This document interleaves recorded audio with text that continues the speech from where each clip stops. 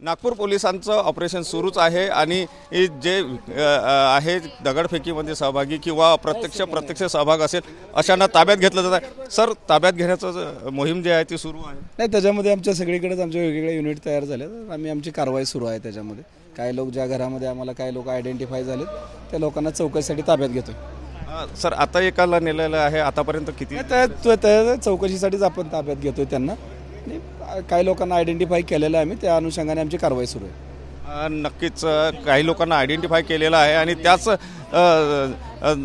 निमित्ताने जे आहे ते यांना सगळ्यांना जे ताब्यात घेऊन मग त्यांची चौकशी जी आहे ती पोलिसांनी सुरू केली आहे।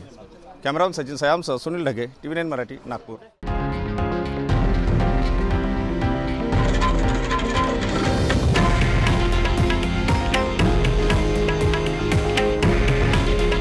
हे आहे देशातील नंबर 1 न्यूज नेटवर्क आणि आपण पाहत आहात TV9 मराठी। काळजी तुमची, हित महाराष्ट्राचं।